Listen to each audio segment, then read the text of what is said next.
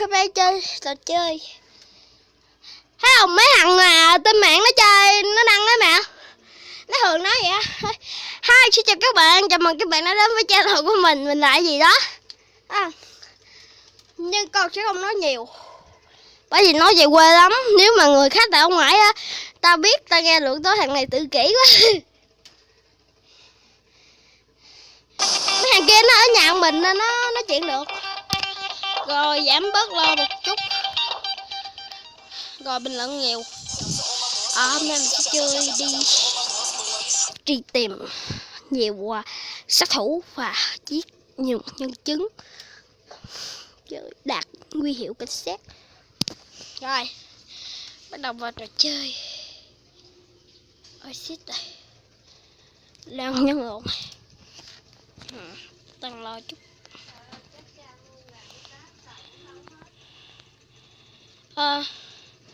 Mình sẽ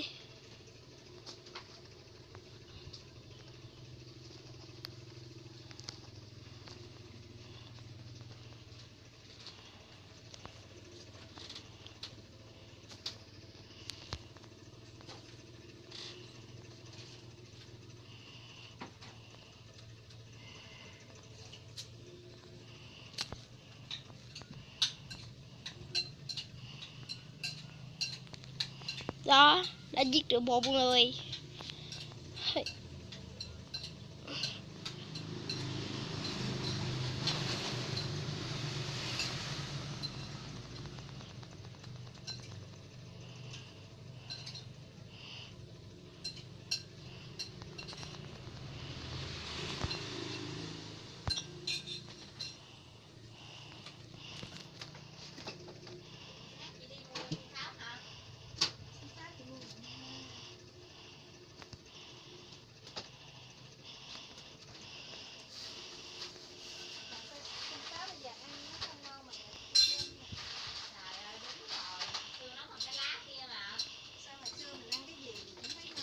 Đó, mình đang chạy. Sao mẹ không làm cái chén? Con ăn như đấy hả? Ngon mẹ. Như đây hết luôn hả mẹ? Mẹ?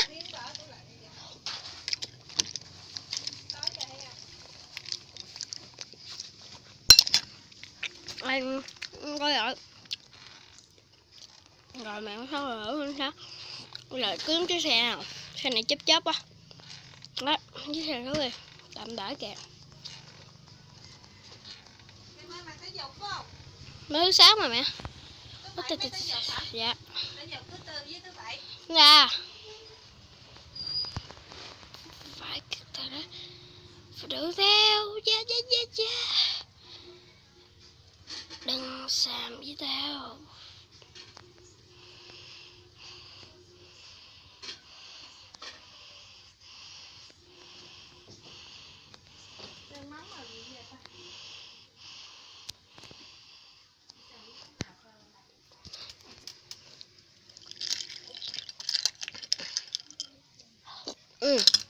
Biết ơn.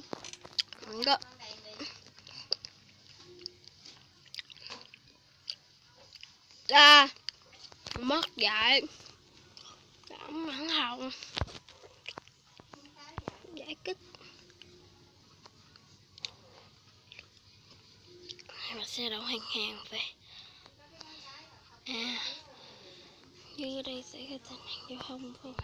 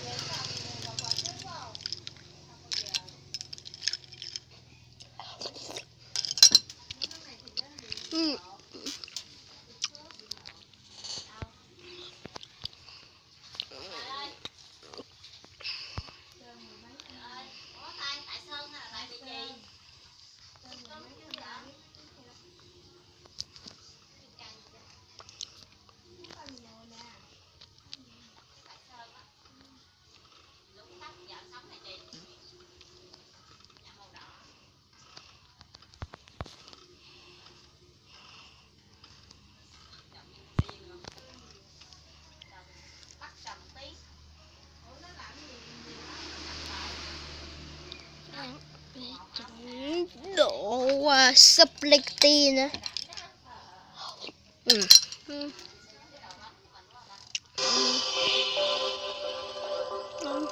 Quên đâu.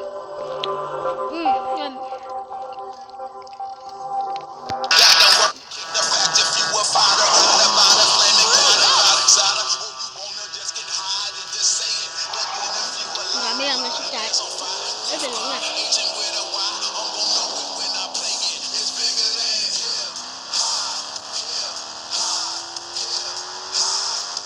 Nhìn nó có rõ không rồi đó.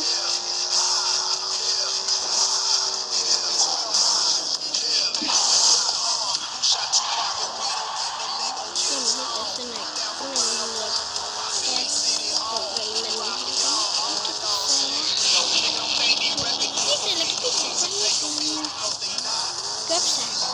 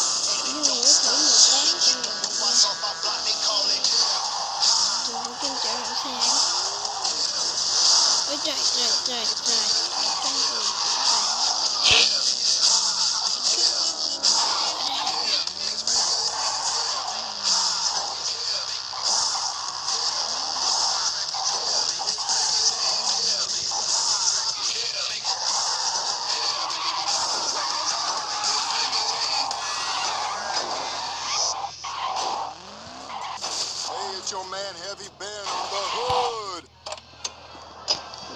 Nó hết cái mình chạy nha. Nó nhảy dù xong rồi ra. Mình đeo lên.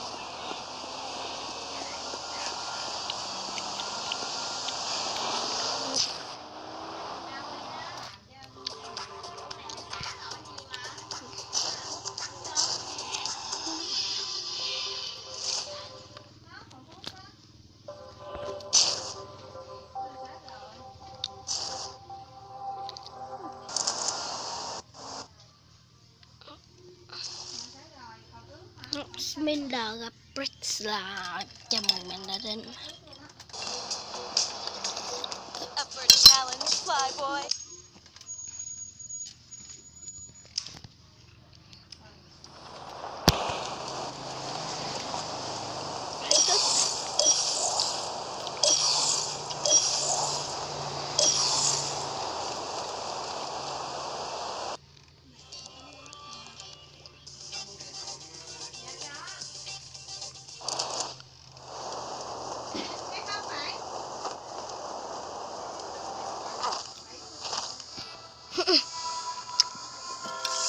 Rồi, thì sung sướng.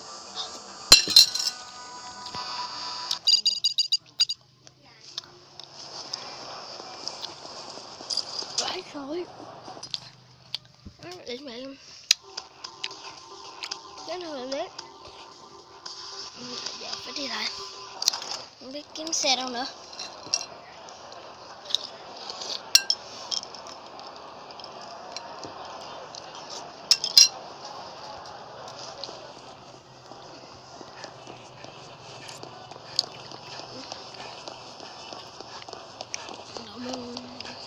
Rồi, chạy bóng đây chứ.